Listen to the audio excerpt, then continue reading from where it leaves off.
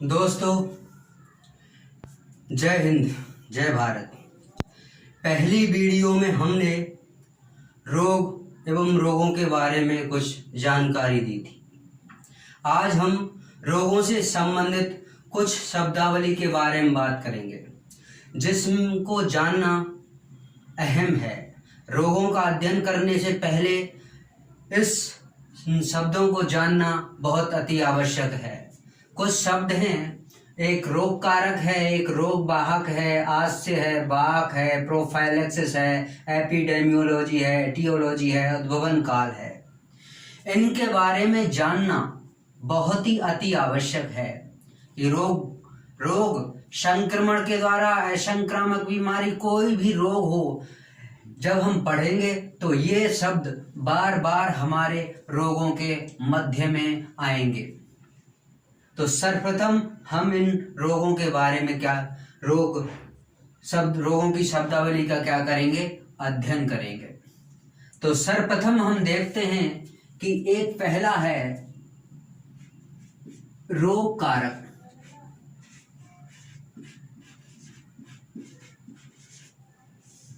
इसे बोलते हैं पैथोजन। क्या बोलते हैं? पैथोजेंस। ये क्या होते हैं? सामान्यतः ये सूक्ष्म जीव होते हैं जो जीवों में रोग उत्पन्न करते हैं, जैसे बैक्टीरिया, विषाणु, कवक, प्रोटोजोअन्स आदि। तो देखते हैं, ये सामान्यतः सूक्ष्म जीव होते हैं। ये सामान्यतः सूक्ष्म जीव होते हैं।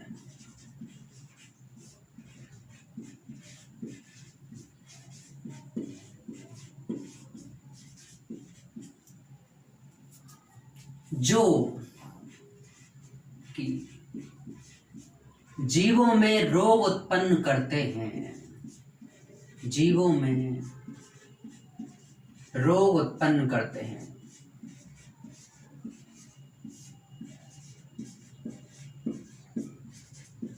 इन्हें रोग कारक कहते हैं।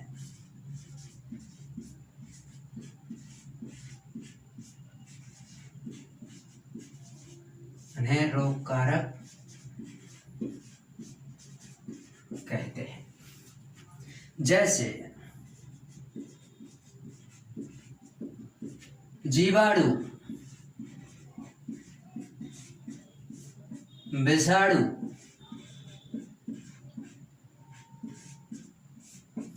कवक,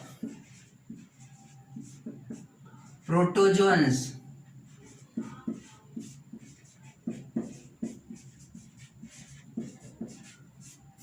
व प्लेटीहेल्मिन्थेस।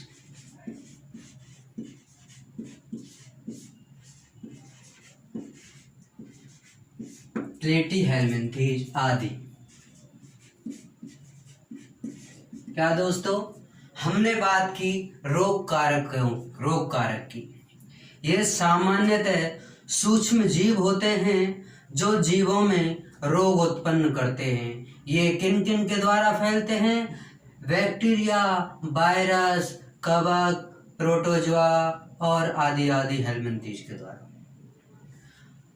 आगे बात करते हैं, दूसरा है रोग वाहक। रोग वाहक। ये रोग वाहक क्या होता है, इसके बारे में जान लेते हैं। रोग वाहक रोग कारकों को अपने शरीर पर आवास प्रदान करता है, भोजन प्रदान करता है, वह प्रसार करने के लिए प्रसारित करता है रोग कारकों को। कुल मिलाकर बात यह है कि रोग कारकों को अपने शरीर पर आश्रय देता है और उन्हें प्रसार करने के लिए भी मदद करता है। कौन है ये? रोग वाहक। तो देखते हैं, ये रोग कारकों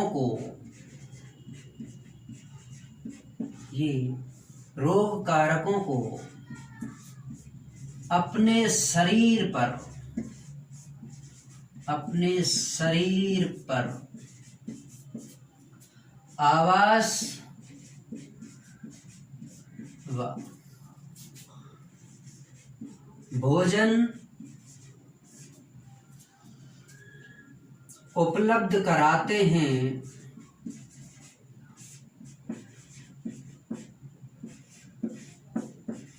व प्रत्यक्ष रूप से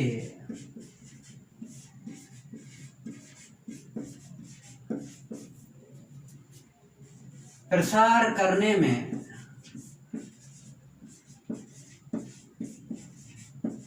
मदद करते हैं।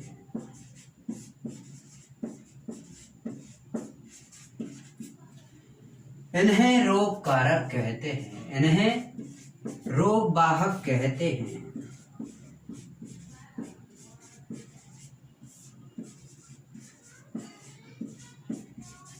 इन्हें रोग वाहक कहते हैं। जैसे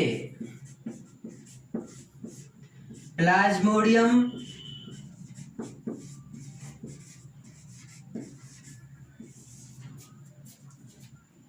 मलेरिया का वाहक मादा एनाफ्लेज मच्छर है। मादा एनाफ्लेज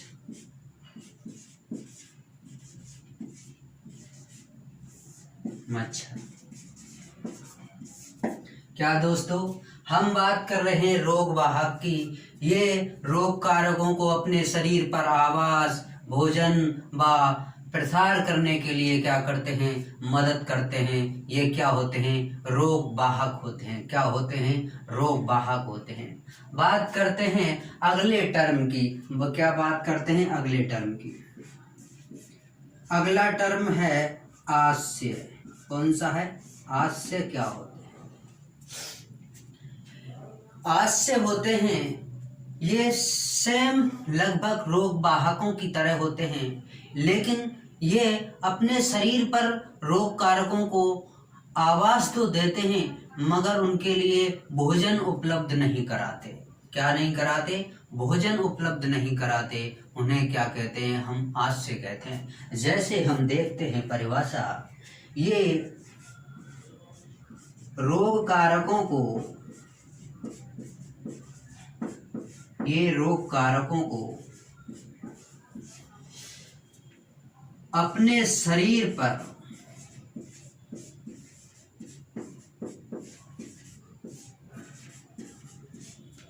आवास प्रदान करते हैं,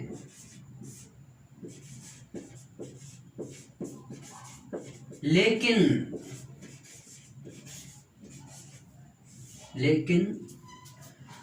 स्वयं अप्रभावित रहते हैं। स्वयं अप्रभावित रहते हैं।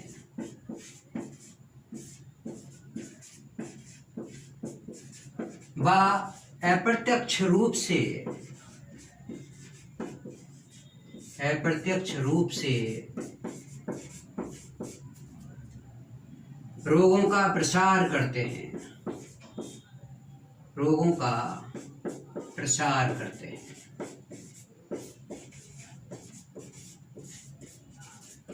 रोगों का प्रसार करते हैं। क्या बात कर रहे थे हम, आस्य की बात कर रहे थे। ये आस्य रोग वाहकों को, रोग कारकों को अपने शरीर पर स्थान देते हैं, लेकिन स्वयं प्रभावित रहते हैं। जैसे कि हमने निपाह वायरस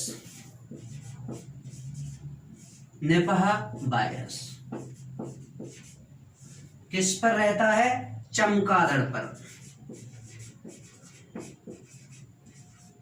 निपाह वायरस, चमगादड़। आगे बात करते हैं हम, और आगे बात करते हैं,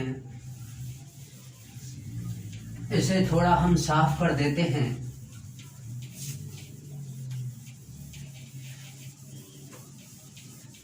ये मिटाना भी अहम होता है। नई चीजें देखने के लिए पीछे की चीजों को देखना और मिटाना बहुत जरूरी होता है। आगे बात करते हैं हम वाहक की। किसके बारे में बात करते हैं? आगे बात करते हैं हम वाहक की। किसकी बात करते हैं? वाहक की। ये क्या होता है? ये क्या कहता है हमसे कि वाहक कहता है कि ये रोग कारकों को एक जीव से दूसरे जीव पर स्थानांतरण का कार्य करता है। बस क्या करता है? ये एक जीव से दूसरे जीव पर रोग कारकों का क्या करता है? स्थानांतरण करता है। देखो परिभाषा देखो, ये रोग कारकों को एक जीव से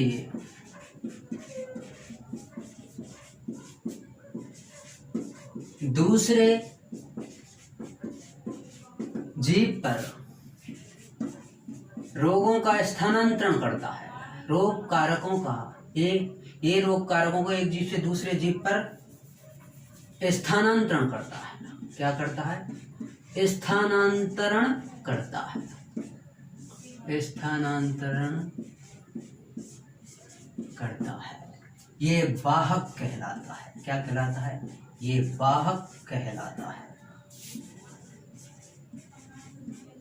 क्या कहलाता है? ये वाहक कहलाता है। जैसे क्या? जैसे मक्खी किसका? हैजा का वाहक। हैजा का वाहक होती है। कौन? मक्खी। मक्खी क्या होती है? हैजा का वाहक होती है। हमने 4 शब्दों की रोग कारक, रोग वाहक, आश्रय और वाहक के चारों के बारे में हमने क्या की? बात की। अब हम सीधा सा इनके बारे में थोड़ा सा अंतर और जान लेते हैं। क्या जान लेते हैं? अंतर जान लेते हैं। तो देखते हैं कि पहला हमने बताया था रोग कारक। क्या बताया था? रोग कारक। दूसरा बताया था रोग वाहक। दूसरा बताया था रोग वाहक। तीसरा बताया था हमने वाहक। चौथा बताया हमने आश्रय। क्या बताया? चौथा आश्रय। हमने 4 शब्द पढ़ाए, रोग कारक, रोग वाहक, वाहक और आश्रय। ये तो क्या होते हैं? सूक्ष्म जीव होते हैं। साधारणतः आप समझ लीजिए ये क्या है? कोई रोग है, मतलब मान लीजिए क्या है? रोग है, या कोई ट्रेवल करता है, या कोई घुमंतु है। क्या है? घुमंतु है। उसके लिए क्या चाहिए? वो दूर जाना चाहता है, किसी पर रहना चाहता है। तो ये क्या करेगा? रोग कारक, रोग वाहक पर जाएगा। ये वाहक से भी होकर जा सकता है, ये क्या? आश्रय से भी हो जा सकता है। मान लीजिए एक व्यक्ति है। क्या है? एक व्यक्ति है, वो बस से भी जा सकता है, वो ट्रेन से भी जा सकता है, और वो एरोप्लेन के द्वारा भी जा सकता है। ऐसे ही है, वो रोग वाहक के द्वारा भी शरीर पर आ सकता है, वो वाहक के द्वारा भी शरीर पर आ सकता है, वो आश्रय के द्वारा भी शरीर पर आ सकता है। ये रोग कारक है। इसलिए जैसी सुख सुविधा होगी, रोग वाहक अच्छी सुख सुविधा प्रदान कर रहा है रोग कारक के लिए, वाहक कम सुख सुविधा प्रदान कर रहा है, फिर आश्रय उससे थोड़ी ज्यादा सुख सुविधा प्रदान कर रहा है। तो उसके हिसाब से रोग कारक ये पहचानता है कि मेरे लिए अच्छा कौन होगा।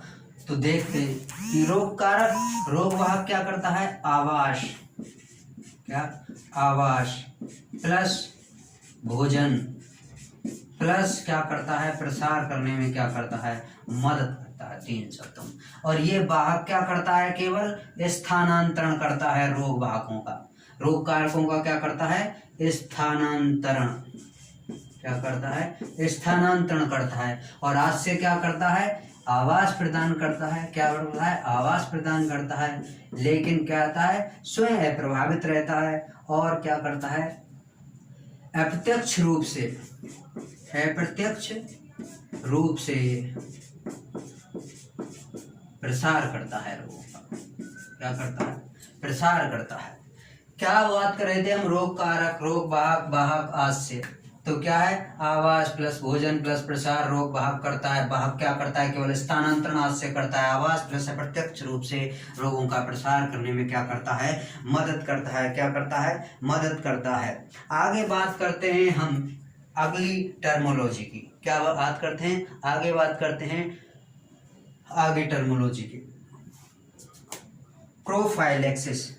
पांचवा शब्द है हमारा क्या, प्रोफाइलेक्सिस। क्या है, प्रोफाइलेक्सिस।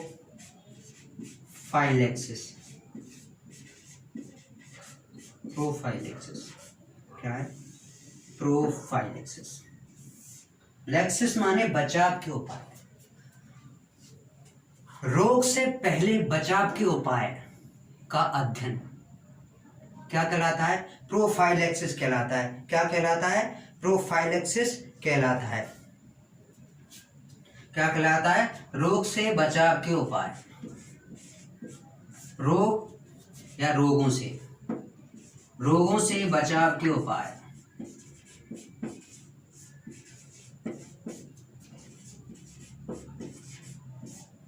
रोगों से बचाव के उपाय क्या कहलाते हैं, प्रोफाइलेक्सिस कहलाते हैं।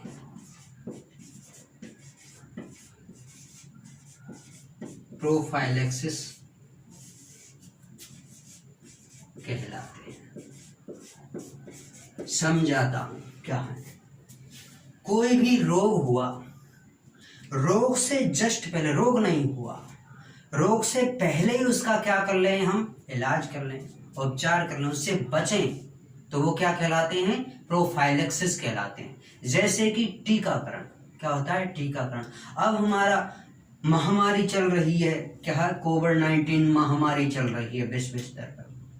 हम कोविड-19 से बचाव कर सकते हैं, टीका कोई इलाज नहीं करता। क्या करता, टीका कोई इलाज नहीं करता, केवल बचाता है। क्या करता है, केवल बचाव करता है। टीका इलाज, अगर कोरोना हो गया तो कोई मतलब नहीं होता टीके का, पहले ही उसकी वैक्सीन क्या होती है, लगाई जाती है, तब जाके एंटीबॉडी इसमें बनती है। इसलिए क्या है, पहले क्या है, प्रोफाइलेक्सिस, प्रो माने पहले, फ्लेक्सिस माने बचाव के उपाय क्या किए जाते हैं, अध्ययन किए जाते हैं। आगे देखते हैं हम, जैसे थोड़ा सा हम क्या कर लेते हैं, साफ कर लेते हैं। क्या कर लेते हैं, थोड़ा साफ कर लेते हैं और आगे हम बढ़ते हैं। क्या करते हैं, आगे हम बढ़ते हैं।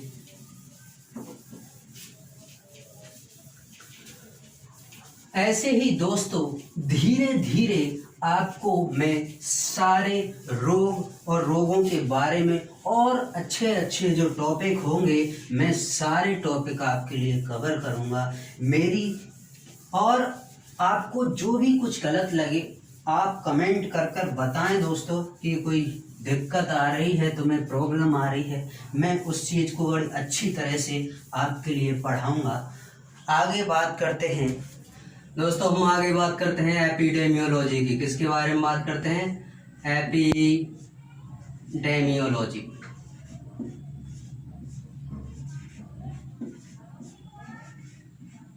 एपिडेमियोलॉजी, ये एपिडेमियोलॉजी क्या होता है, ये एक टर्म है रोगों की।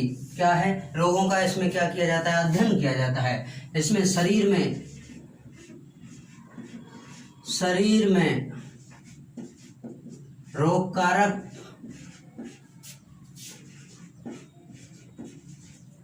कारकों एवं प्रसार का अध्ययन किया जाता है। प्रसार का अध्ययन किया जाता है। क्या किया जाता है, एपिडेमियोलॉजी में शरीर में रोग कारकों एवं प्रसार का क्या किया जाता है, अध्ययन किया जाता है। और एक शब्द और है इटियोलॉजी। इटियोलॉजी,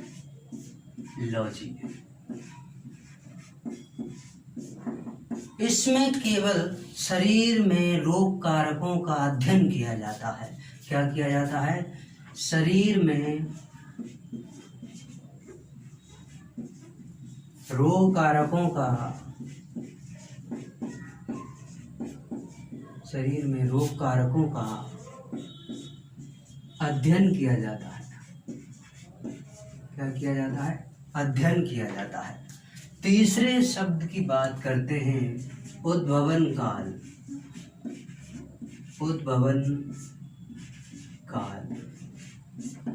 दोस्तों, उद्भवन काल सबसे खतरनाक काल होता है रोगों का। जब भी कोई हमारे शरीर में रोग कारक प्रवेश करता है तो उस रोग कारक के प्रवेश करने तक और उसके गुणन के समय तक, और क्या करता है वो गुणन करता है, वो उसके लक्षण प्रकट नहीं होते, तो उनके मध्य का जो अंतराल होता है, बीमारी के प्रकट होने तक के मध्य का अंतराल होता है, वो क्या होता है, उद्भवन काल होता है। जैसे कि कोई एड्स है, एड्स का HIV वायरस हमारे शरीर में क्या हुआ, प्रवेश हुआ, और उसका क्या हुआ, गुणन हुआ। गुणन जब तक वो वृद्धि करेगा तब तक उसके लक्षण प्रकट नहीं होंगे, तो वो लक्षण ना प्रकट होना क्या है, उद्भवन काल है। क्या है, उद्भवन काल सबसे खतरनाक काल। और एकदम क्या होते हैं, लक्षण प्रकट होते हैं और क्या होता है, उस समय स्थिति हाथों से निकल जाती है। तो बात करते हैं उद्भवन काल क्या होता है। शरीर में रोग कारक का प्रवेश, शरीर में रोग कारक का प्रवेश, उसके गुणन का, गुणन के मध्य का समय अंतराल,